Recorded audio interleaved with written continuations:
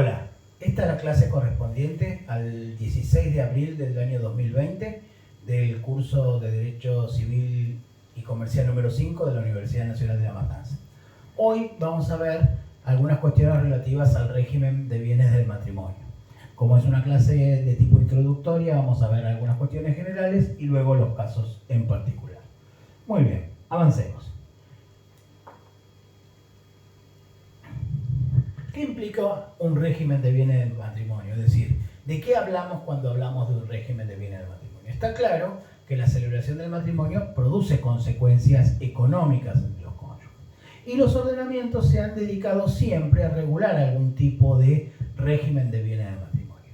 ¿Qué se regula en ellos? Bueno, fundamentalmente el carácter imperativo o la admisión de la autonomía de la voluntad, caso sobre lo que vamos a volver, el comienzo y la conclusión del régimen, y la posibilidad de los esposos de modificarlo o cambiarlo, los alcances y límites de la libertad de los cónyuges para contratar entre sí, la definición de la propiedad de los bienes, las facultades y límites de los cónyuges en la administración de esos bienes, las responsabilidades de los cónyuges entre sí y frente a terceros, la responsabilidad y los derechos recíprocos de los cónyuges a la conclusión del régimen. ¿Cómo se clasifican los regímenes de bienes del matrimonio? Entrando a algunos de los aspectos que analizamos.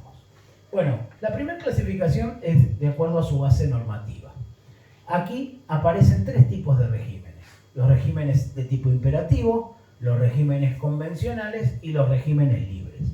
Estos últimos, los regímenes libres, se estudian solo al efecto teórico, ya que ningún país del mundo ha dejado librado a la autonomía de la voluntad absoluta el régimen de bienes del matrimonio.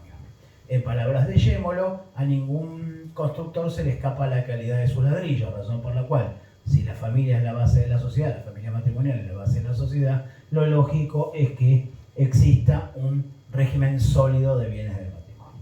Los más comunes, por el contrario, son los regímenes de tipo imperativos o convencionales. ¿Qué es un régimen imperativo? Es aquel en el cual los cónyuges, en el momento de la celebración del matrimonio, ingresan a un régimen de bienes que no pueden modificar. Ese era el régimen argentino hasta la reforma del año 2015. Y los regímenes convencionales, que en general, digámoslo así, las convenciones tienden a definirse como las elecciones de los cónyuges en cuanto a qué tipo de régimen de bienes del matrimonio quieren. A veces estas convenciones son de tipo optativas, es decir, en el momento de la celebración del matrimonio tienen que elegir un régimen, y en otros casos las convenciones son del tipo supletorias, es decir, a falta de elección, el ordenamiento jurídico les incluye una posibilidad, en nuestro caso, el régimen de comunidad de gananciales. A su vez, los regímenes convencionales pueden ser clasificados en mutables o inmutables, es decir, que en muchas ocasiones puede ser que un régimen, uno puede elegir un régimen, pero una vez que lo elige, luego no lo puede cambiar, inmutable, o por el contrario, como es el régimen argentino, cumplido determinados requisitos, el régimen puede cambiarse por el otro. La otra forma de clasificar a los regímenes de bienes del matrimonio es de acuerdo a la propiedad de los bienes. ¿Y aquí aparecen? En primer lugar, dos regímenes que se estudian del tipo histórico, que es el régimen de absorción y el régimen de separación y unión de bienes. ¿Por qué? Porque ya prácticamente, o mejor dicho, no existen en el mundo, al menos en el mundo occidental. El régimen de absorción es la absorción de la personalidad jurídica de la mujer por el marido, y el régimen de unión y separación de bienes fueron atenuaciones de ese régimen de absorción que se dieron en la Edad Media. El otro régimen más conocido y más común es el régimen de separación de bienes, que es, por ejemplo, el régimen supletorio en España. En el régimen de separación de bienes, la particularidad es que no hay una expectativa común con relación a los bienes que cada uno de los cónyuges adquiere durante el matrimonio. Es decir, en palabras de Belucio, es un régimen esencialmente egoísta, donde cada uno de los cónyuges conserva los bienes que ha aportado y nada tiene de derecho sobre los bienes que ha ganado el otro. ¿Sí?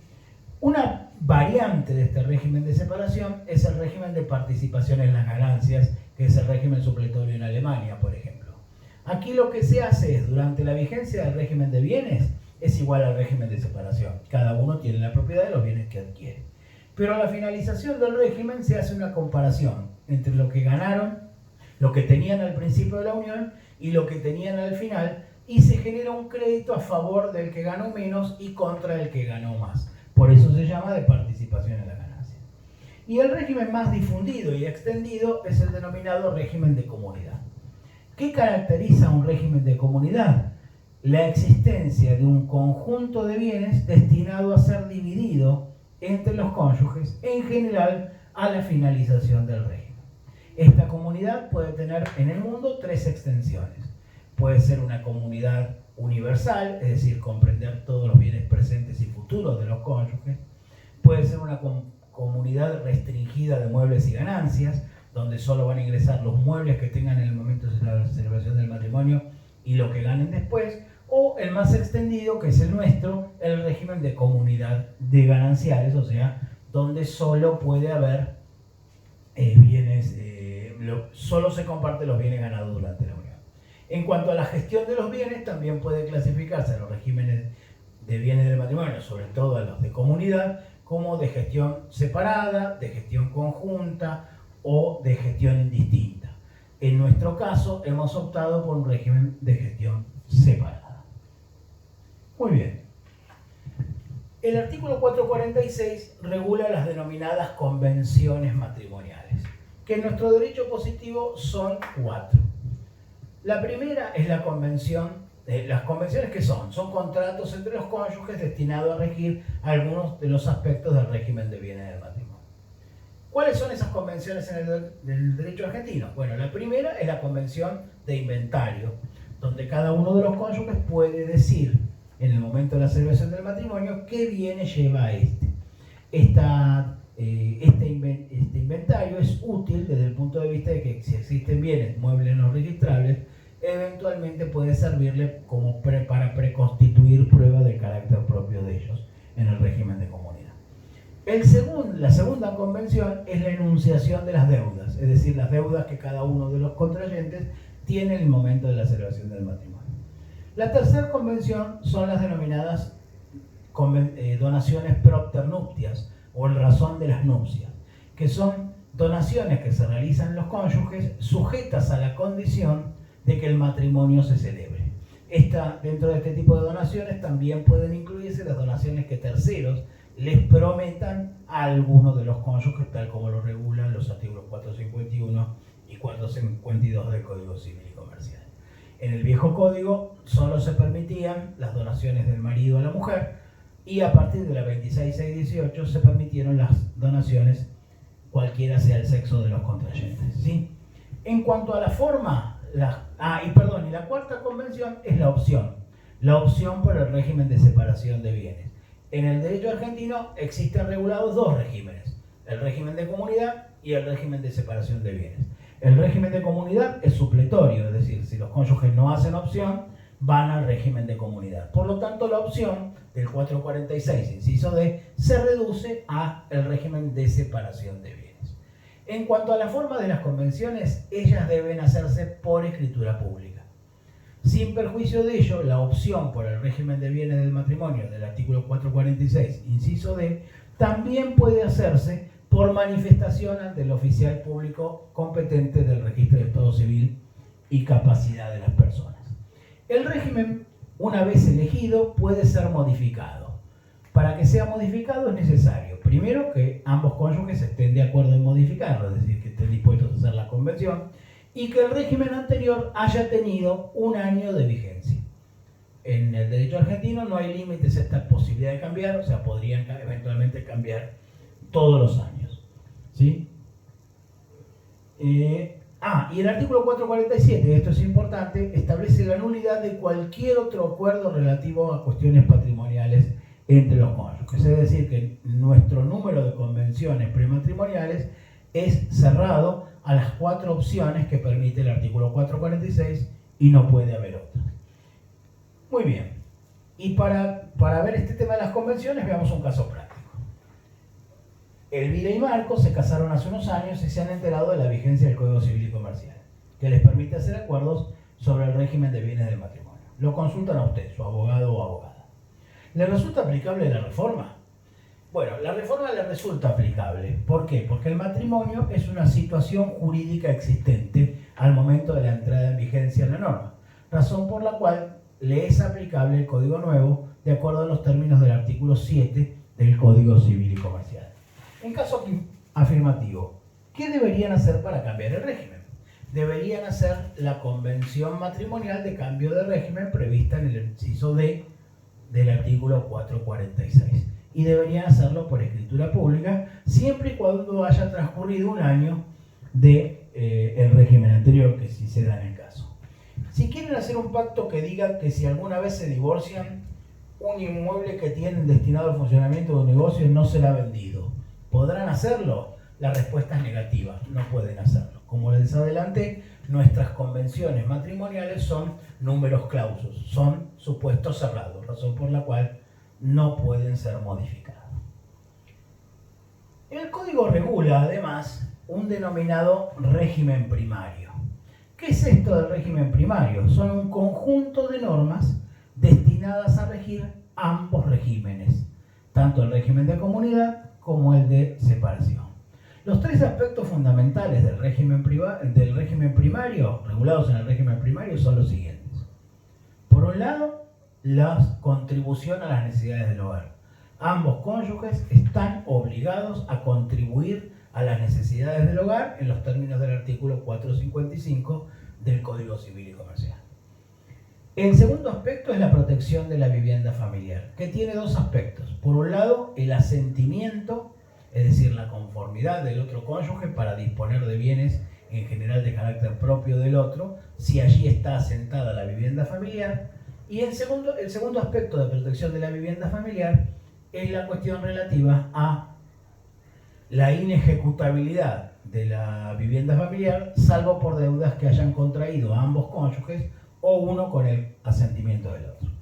El tercer aspecto de este régimen primario es la responsabilidad solidaria.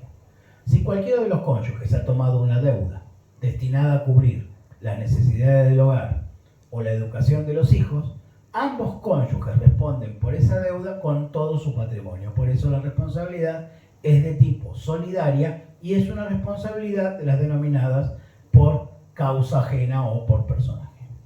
Muy bien. Veamos. Bien. Esto en cuanto al régimen primario. Entrando al análisis del régimen de comunidad, tenemos que decir algunas cosas básicas. La primera de ellas es que la característica esencial de un régimen de comunidad es la existencia de una masa destinada a ser partida entre los cónyuges. En nuestro caso, es una masa restringida de gananciales que está destinada a ser dividida a la finalización del régimen. Es por eso que algunos autores también han denominado al régimen de comunidad como un régimen de comunidad diferida. ¿Diferida a cuándo? A la finalización del régimen, ¿sí? Es un régimen de comunidad restringida de ganancias. Esto es que solo ingresan en esa masa destinada a ser partida aquellos bienes ganados por los cónyuges durante la vigencia de la comunidad. Los ganados antes o después de la vigencia de la comunidad no integran la masa, ¿sí? Los cónyuges tienen dentro del régimen de comunidad limitada su capacidad de contratar. El artículo 1002, inciso D, en la parte de los contratos, establece específicamente que los cónyuges bajo el régimen de comunidad no pueden contratar entre sí. Sin perjuicio de la prohibición legal, hay por lo menos 3 contratos que sí pueden realizar. El contrato de sociedad, artículo 27 de la Ley de Sociedades, el contrato de mandato, que está expresamente admitido por el artículo 459 del Código Civil y Comercial, y el contrato de continuidad empresarial previsto en el segundo párrafo del artículo 1010, que establece expresamente la posibilidad de los cónyuges de celebrarlo. En cuanto al comienzo de la comunidad, teníamos un caso. Dice el caso: una pareja vivió en unión convivencial durante más de 5 años. Durante su unión realizaron un pacto de convivencia, que está permitido en nuestro ordenamiento, donde convinieron el carácter ganancial de todos los bienes que fueran a comprar durante la convivencia. Tiempo después, en 2017, deciden casarse y lo hacen sin optar por el régimen de separación, es decir, van al régimen de comunidad. La pregunta es: ¿cuándo comienza la comunidad de gananciales? La comunidad de gananciales, en este caso, comienza con la celebración del matrimonio y no puede pactarse que comience antes o después. Esto lo dispone expresamente el artículo 463 del Código Civil y Comercial.